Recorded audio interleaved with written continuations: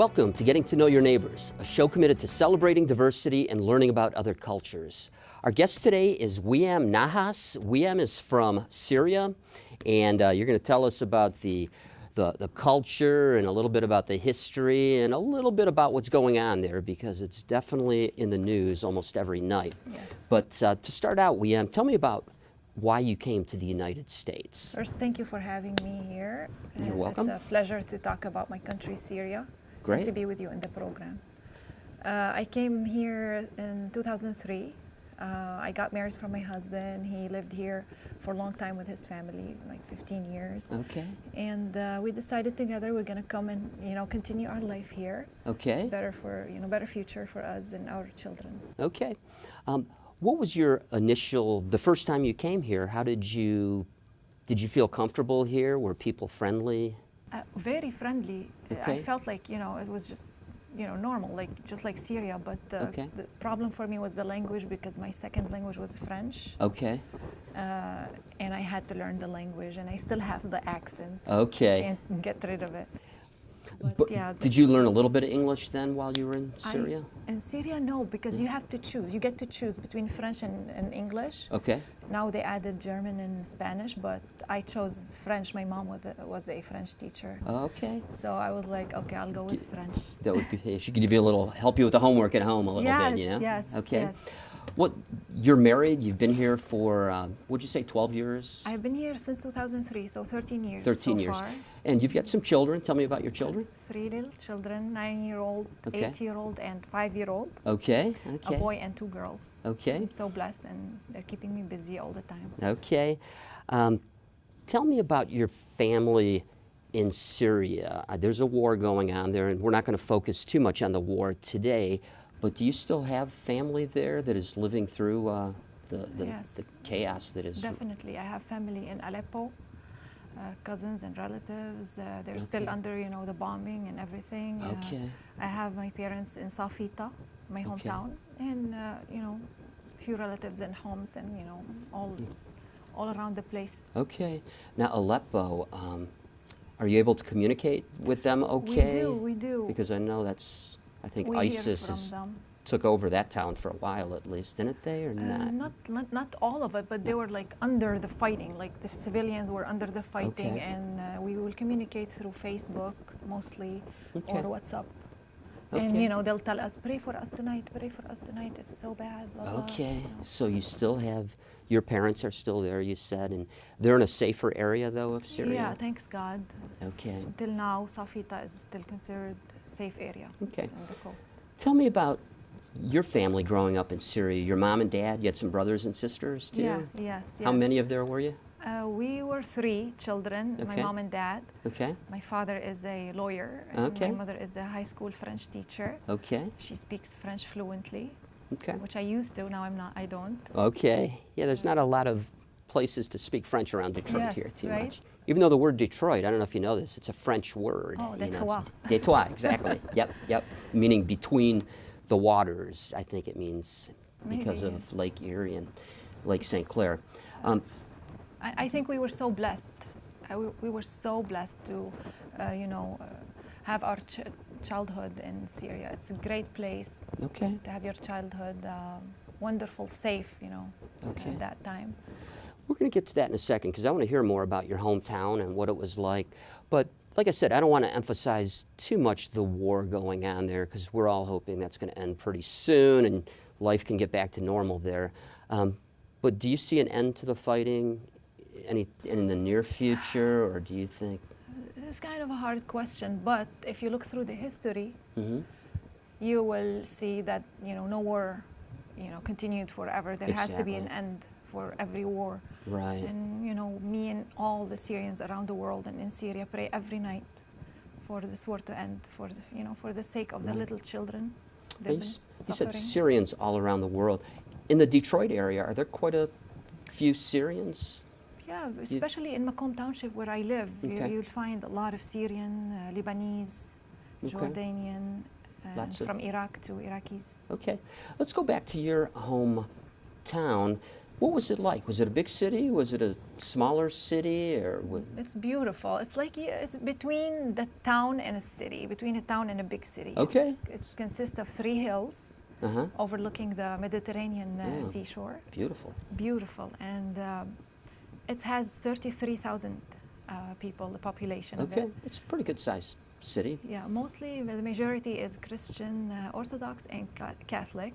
Okay.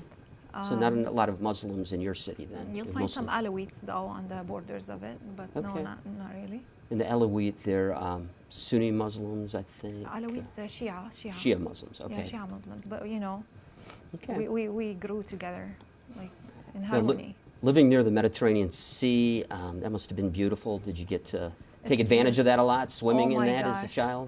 Swimming, well, we're considered like a mountain area. Okay. You can go swimming, you have to drive a half hour, but you can see the sea from our home Okay. because it's a hill.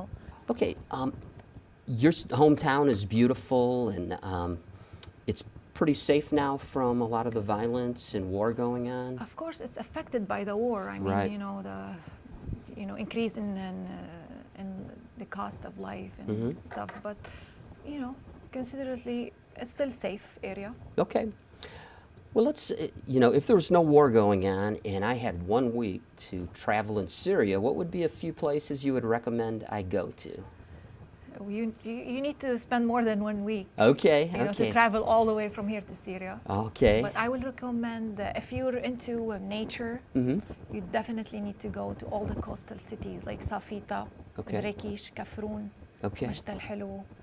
Many beautiful sites, beautiful nature, hills and mountains and shores and Okay. I love if beach you- towns, so that would be great. yes. If you're into history more, you should go more toward the inside, toward Palmyra, Okay. toward Busra. Busra, it was the capital of the Roman Empire. For that part of the world, right? Yeah, and like more than 2,000 years before Christianity. Wow. Okay. And they still have some of the Roman ruins there? Yes, they have Okay. the very famous Roman theater, Oh, wow. the Roman okay. theater. It's very famous. Okay. Also, you have to visit Nawa'ir of Hama. It's big water wheels. Huh.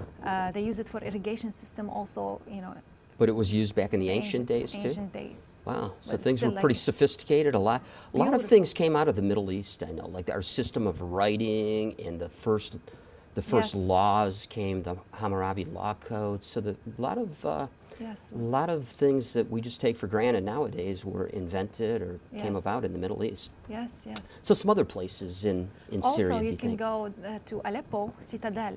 It's a beautiful, very Okay. historical site, very well known in the world. Okay. Safita, definitely, you should visit It's your Safita. hometown. You're a little bit biased Yes. with that. So, Yes. okay. And What about Qal'at Damascus? al-Hassan. That's the capital and the Of largest course. city. Oh yeah, Damascus and Al-Jami' al-Umawi, which is Umayya mosque. Okay, okay. Now, you mentioned Palmyra. Didn't ISIS, there were some famous ruins there that I think they destroyed them, I believe, just because. That's what I've heard. If Yeah, you that's- go do search through Google or it will show you very sad pictures of the destruction. Right, and that was a famous World Heritage Site, I believe. Yeah, very that's shaming. very historic. And I think they thought maybe back in the old days it was, they were places of worship and they just didn't think it fit in with their ideology, I think, today's ideology. But that's part of man's history, is that Yes. there. Yes, It's a there's no shame that reason that's just to- gone now. Yeah, absolutely. Tell me about the physical geography of Syria. You mentioned it's got a good border on the Mediterranean. Exactly. And it's near the Mediterranean, there's a lot of hills and... Yes, well, people think when you say Syria, they used to think it's all desert, but this is not true. Right, right. Syria is beautiful It's a country. misconception. People think Middle Yes. East sometimes, they think a desert, but Syria, Yes. it's not The all, desert is like not more than third of Syria. just a third. Okay, Yes. the rest of it is pretty It's hilly and green and... valleys, shores, mountains, everything you Okay. imagine. Beautiful, and it's all within reach, Okay. So What about some of the favorite foods? What are some common, like when you cook meals that would resemble the meals from back home. What do you cook up for your Absolutely. family? My children say, "Why don't you cook American, Mom?" I'm like, I don't know. They how want to hamburgers and pizza, right? I only know how to do kibbeh and grape leaves, stuffed grape leaves, Okay. tabbouleh, hummus, Oh. baba ganoush. Those are very famous. First four I heard of. I don't know about that last one. What is the last Baba one? ganoush? Yeah, what is Baba that? ganoush is eggplant. okay. They do it with tahina, some kind of sesame Okay. sauce. Okay, and Very kibbeh and delicious. grape leaves, those are so good. So You make them good? Oh yeah.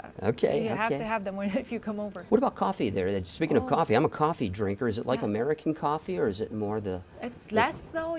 We have Turkish coffee. Turkish? So it's thicker So we and serve more. less and thicker, Okay. but it's very like concentrated and Okay. fills the head, you know. Oh, very good. Is that what you like to? Does that keep you up at night? Is that stronger for? Stronger. I mean, more caffeine. It's stronger, yeah. So we drink a lot of coffee. It's casual, like every day, and whenever you visit, they serve Turkish coffee. Okay. Also, you know, tea, and I have to mention araq. Yeah. Araq is alcoholic beverage Okay. made from grapes, Oh, and it's very tasty. is it like wine then, or It's white. You mix it with water. what about other types of? Do they eat? I know Drinks. with the population there, I think you mentioned before the show is about 90% Muslim. You said. Yes. So there's probably pork is probably not, but you're a Christian, so. Yes, I mean, yeah, definitely we're affected. So we don't see us eat a lot of pork, but Right. you can. It is available In you your know. town that is Yes, mostly in our Christians. town and we eat it. So, but that. Okay. even now I don't use pork in cooking because you know I'm used to Use the other kind of meat. right beef or chicken. What about some of the favored beverages? I guess you mentioned the tea that We have that- special beverages. Oh, tell me that about are those. Probably only served in Syria. yeah. What are those? Blackberry juice, Oh, but it's like made special way, like from fresh blackberry, and you add water to it and you mix it. It's so oh, good. it's good. Okay. Yeah, they serve it in special occasions. Okay. We good. also have rose juice. Hmm. The rose juice, also same thing. They add water to it and they mix it. It's made from the rose petals. Oh, okay. Also very Good. tasty. Okay. Yes. Okay. In terms of alcoholic beverages, more beer, They do wine, beer little and beer and whiskey. beer and Beer whiskey. and whiskey Okay. also. Let's talk a little bit about the history of your country. I know there's a lot of, you said it was part of the Roman Empire at one time, and what are some high points maybe in history? And I think for the Christians, we've all heard about Saul and the road to Damascus and that, but let's Well, we were blessed, you know. It's, you know, Syria is a place for early human civilizations. right.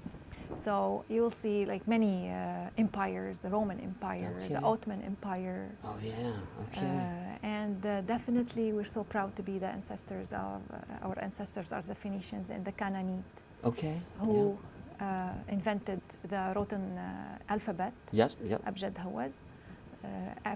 Actually, it have 22. I did some research. 22 letters Okay, and written from right to left, like Arabic. okay. Also, Arami. The Aramean culture, definitely, because it's like part of the Holy Land. If you want me to continue, there's a lot. No, go more. on. The history, I want to learn more about. Yep. Beautiful. I love history. Yeah, we're proud of it, actually. Okay. And never forgetting about Damascus in Syria was mentioned in the Bible Sure. many times. You know, Shaul, Mhm. when he used to kill Christians, and then Jesus Christ appeared to him and said, you know, stop Right. killing Christians. Change his name from Saul to Paul, wasn't To it? Paul, and right. we have the famous church, St. Paul is a beautiful church Ah, in Syria. okay. It's you know, in that, they say in the area where he was when Jesus appeared to him or something. Okay. You mentioned about the alphabet, but even before the alphabet, you know, there was, I think the first system of writing, it was called cuneiforms, I think. Yeah. I was just at the Detroit Institute of Arts. They have some. Miss Maria. Okay. And I think they used it a lot for keeping track of goods being traded and sold. Dates or something. Mhm. Also, you know, Damascus was the capital of the Islamic Empire, Arabic Islamic Empire in the old days. I did not know that. Mhm. Okay. So a lot of history there, and hopefully this war will end soon, so no more of that will be destroyed. Yes. Anything else with history before we move on that you want to mention? Well, I think you covered quite a bit. We mentioned a lot of things. Okay. What about the economy? I know things are being disrupted now with the war in a big way, but is there much oil in Syria, or what are some of the things that they sell to other countries quite a bit? I don't. Well, oil, I don't think that much I don't comparing think to so. the neighboring countries, but we depend on agriculture a lot. Like you will see the white gold, as they call it, is the cotton. We're famous cotton farms. I You know, didn't the know famous that. Syrian cotton. Yeah, just like the Egyptian cotton. And they call it white gold, right? Because The it's white such a gold. big part of your economy. Yes, yes. Okay. Also, they do the wheat grain. Oh, okay. They export it. Never forgetting, on the coastal of the Mediterranean Sea, you have the olive oil from their famous olive trees. Oh, okay. Lots of olive oil. Okay. Let's get to a little bit about religion. About what percentage of the people in Syria are Christian? We have about 10% Christian, divided between Orthodox Christian and Catholic Christian. Okay. There is some Greek Orthodox, Greek Catholic, and Okay. Syrian Orthodox, Syrian Catholic, and you'll see some from Armenia, Armenian Christians. Okay. Is that number decline, that 10%? Because I know in some countries like Iraq and Yes. Lebanon, many Christians have left. I don't know if Yes. that number is... Absolutely, absolutely. Now there's like, you know, the Christians are a minority, and they're, you know, some of them believe they're targeted, you know, to empty the country from this treasure. You know, it's like the Okay. minority now, but it's a treasure because it gives harmony in the country and diversity, which is very important in our country. We've always lived in harmony, Okay. and emptying it from one minority is going to change the whole situation. Right. Okay. So the other 90% are primarily Muslim, and there's different forms of Islam. Yes. And the leader of your country, Assad, he is kind of a smaller sect of Islam, I think. They're called the what? Alawite or Shia. Okay, Yes. Shia, Alawite. They are, there's 74% of the 90%, they are Sunni, Oh. and the rest are between Shiite and Kurdish and, you know, Oh, other okay, I'm not sectors. familiar with that. Is that part of the Islam. problem then, do you think, that maybe the majority Sunni Muslims did not like the Shia leader? The region was Alawite? always like an area of conflict, so you never know. Sometimes they use religion as an excuse, you know, and, you know, they just Yeah, 'cause put it, you know, in the middle to give an excuse for wars. And Right. Sometimes there's different. Yeah, I really believe that's true, that a lot of what's happening is more about power, and they use that But they play, religion to kind of, you know, But motivate they play people a on that. little. Yeah, exactly. They play So- on this. Always they play on this tone. Okay. What about major languages spoken there? I'm guessing everybody speaks Arabic, right? Yes, it's the main language. Okay. They speak it like every day, daily, and they add, as I said, the French. Okay. Did the in French schools. control that area at one time? Yes, yes, They're controlled by the French at one time, a colony. yes. Colonies, right? Okay. Right. So do a lot of people study French then too, since it was a former? I guess so, because my mom went to French schools. They only spoke French. It's Okay. Catholic school though, but I guess it was, you know, a part of the French colony, you know, Okay. developed. So let's move on to. Well, first of all, before we leave languages, can you maybe say in Arabic a greeting of some sort? How Yes. would you? How would you? Marhaba. Marhaba. Marhaba is and that's welcome Welcome. or hi. Okay. What about goodbye? Goodbye is مع السلامة. Okay. Now, do you speak mainly at home with your children Arabic? They've been totally in American schools, Yes, and they're, yes. but I do. at home, so they're probably pretty I- good at both. Yes, Obviously. yes, we do. We try to speak Arabic all the time, you know. Okay. Okay. Now, your husband, did he live here then for years before you came here? And- Yes, yeah, he came here with his family before us marrying in 2003, like 15 years. Okay. And he studied here. He got his Oh. degree, and, Oh, okay. and he have his job, medical accountant. Oh, okay. I was going to ask if he's a lawyer like your father, but no, he's. Where did he study at, your husband here? It's called. I don't remember the name because Okay. I wasn't here when he was Okay. in college. Okay. What about some of the favorite sports in Syria? What is it? Soccer. Soccer for Soccer, sure. mainly soccer. Okay. In the World Cup, you know, of soccer, you see like flags all over the Okay. roofs, and people, you know, are cheering for this, for Brazil or for Italy, and Okay. it gets really exciting. Yeah, and I see soccer becoming much more popular here now too, Yeah. because 20 years ago it really wasn't that popular, but now I know lots of people that are really excited about soccer. Yeah, we do running too, swimming, basketball, but like baseball and other sports here that we don't do in Syria. Okay. Have you been following the Syrians in the Olympics at all? Are there any Syrians competing, or are things, the war kind of disrupted that too, probably? I don't really have time to follow, stuff on TV because of the kids in college and Right, stuff. right. But I know about Yusra Mardini. It caught my attention. Very interesting story about she's a refugee. Okay. She pushed. Actually, they were running, fleeing from Syria through the Mediterranean Sea, and she had the boat engine stopped or something, Okay. and she had to swim like for 3 hours to save the 20 people who were on that boat. With her sister, of course, and then they joined the Olympic team in Rio. That's amazing. What a story. Okay. Yes. That's amazing. You mentioned she was fleeing in a boat. The refugee crisis, hopefully this war comes to an end soon, because so many people fleeing their country when I'm sure they don't want to, but it's just for safety. Now tell me about schools in Syria. I know you're in my class at Baker College, and we've talked about schools in Syria, but did you get a good education in Syria? Yeah, I loved school. Okay. I loved school. You would love school. Probably the reason is you go to school for a short time, only from 7 in the morning to 12 at noon. Okay.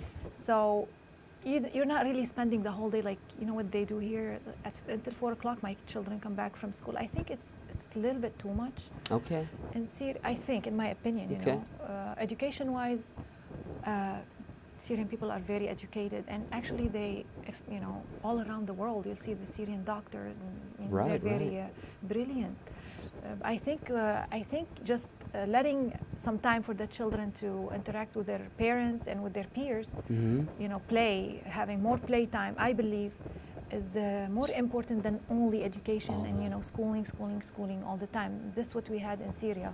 I would agree with you, because here, you probably know with your 3 kids in school, there's so much emphasis on all these state tests, and but you think there needs to be a better balance with family and letting kids be kids a little bit, it sounds like, But I right? think here they have to do this because of everyone works. Everyone go for long time. They work long times.